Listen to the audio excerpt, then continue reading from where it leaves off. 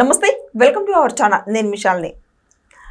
August 1కి భోగాపురం అంతర్జాతీయ విమానాశ్రయం ప్రధాని నరేంద్ర మోడీ గారి చేతుల మీదుగా ప్రారంభమైంది, అందరికీ తెలిసిందే. మరి దీని మీద వైసీపీ వాళ్ళు విష ప్రచారం చేస్తున్నారు.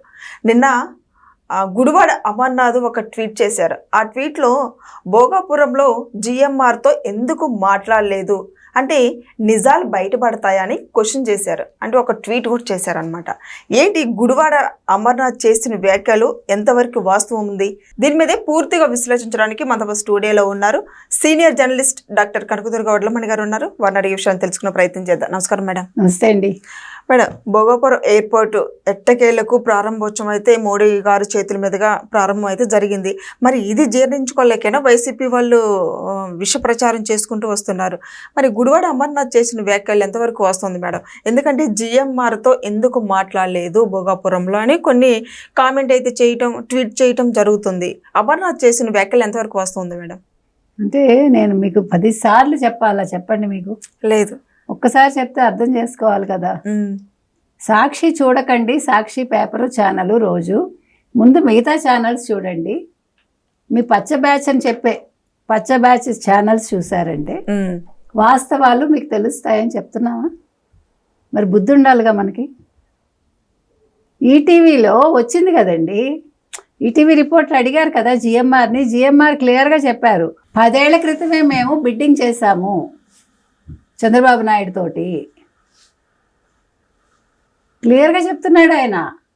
చంద్రబాబు నాయుడు హైదరాబాద్ ఎయిర్పోర్ట్ కట్టించారు. అది ప్రైవేటైజేషన్ చేశాక మీకు ఎకనామిక్గా పెరిగింది అక్కడ. అదేవిధంగా ఇది మాకు అప్పచెప్పారు. 19లో మేము అగ్రిమెంట్స్ చేసుకున్నాము. ఆయనే ప్రారంభోత్సవం చేశారు. క్లియర్గా చెప్తున్నాడు ఆయన. ప్రభాకర్ అని అది ఎండి అంటే జాయింట్ ఎండీనా ఏదో చెప్పారు ఒక ఆయన. ఆయన మొత్తం చూసుకున్నారు, ఈ ఫ్లయింగ్ ఫిష్ అవంతా.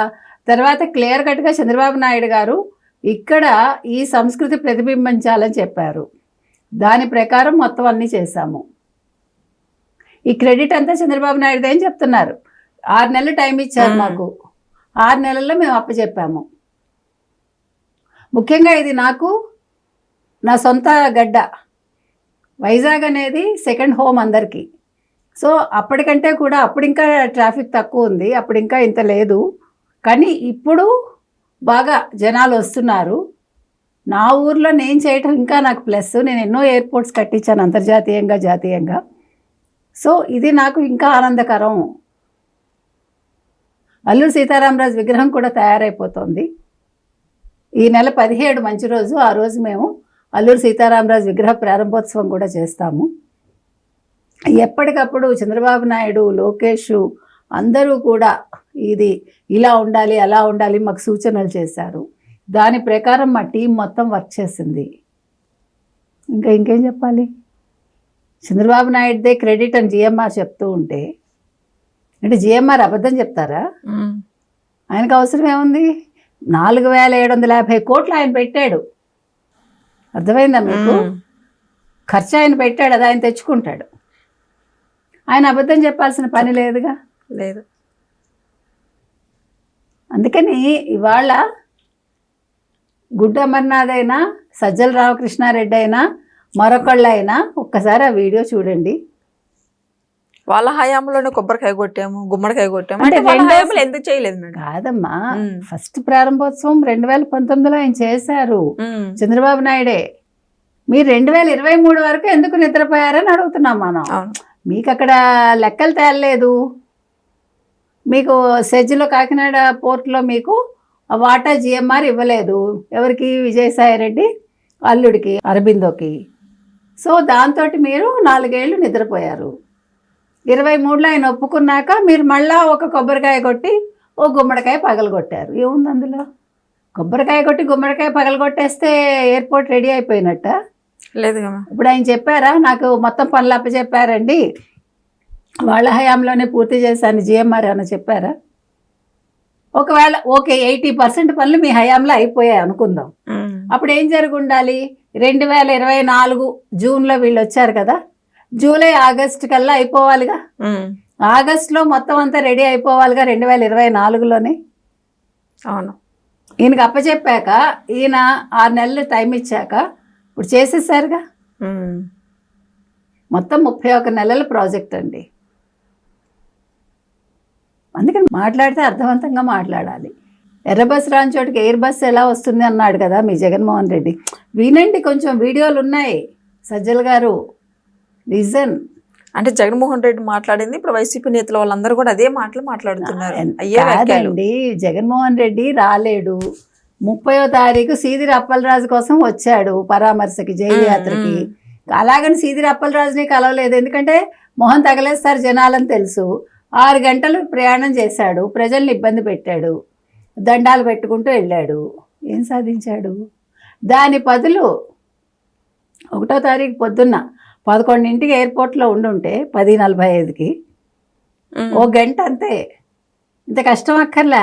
మొత్తం ప్రపంచం చూసేది, ఓ జగన్మోహన్ రెడ్డి వచ్చారు, అపోజిషన్ లీడర్ కాకపోయినా ఈయన వచ్చారు ఒక పెద్ద మనిషిలాగా, పర్వాలేదు ఆంధ్రప్రదేశ్లో రాజకీయాలు ఆరోగ్యకరంగా ఉన్నాయని ప్రజలు అనుకునేవాళ్ళు కదా.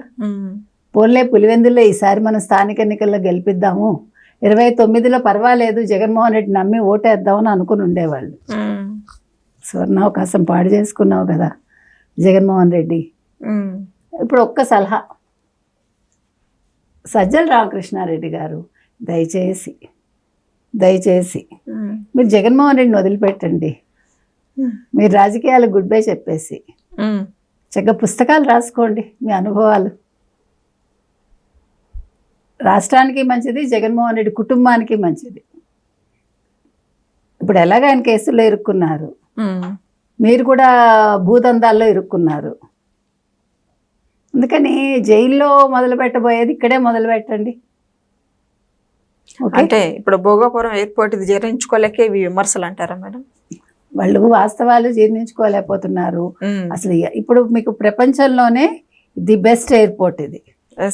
అది కూడా మొత్తం ఉత్తరాంధ్రకి సంబంధించిన కళలను ప్రతిబింబిస్తూ, అక్కడ ఉండే వ్యాపారాలను ప్రతిబింబిస్తూ, అంటే కళాత్మకమైన వ్యాపారాలు, అంటే ఏటికొప్పాక బొమ్మలు కావచ్చు, బొబ్బిలి వీణ కావచ్చు, వీణలు అక్కడే తయారవుతాయి తెలుసా మీకు, చాలా అద్భుతంగా ఉంటాయి అన్నీ. సో అలాంటివన్నీ కూడా అక్కడ ఈ కళాత్మకంగా, కళలకు కాణాచి అయిన విజయనగరానికి సంబంధించి, లేదు విశాఖపట్నం ఉత్తరాంధ్రకి సంబంధించినవన్నీ కూడా ఆ ఎయిర్పోర్ట్లో ప్రతిబింబిస్తూ ఉంటే, అంటే ఇది ఒక ఇది ఏమనాలి, గ్యాలరీనా లేకపోతే ఎయిర్పోర్ట్ అనే ఒక సందేహం చూసే వాళ్ళకి వస్తుంది. Thank you madam. Thank you.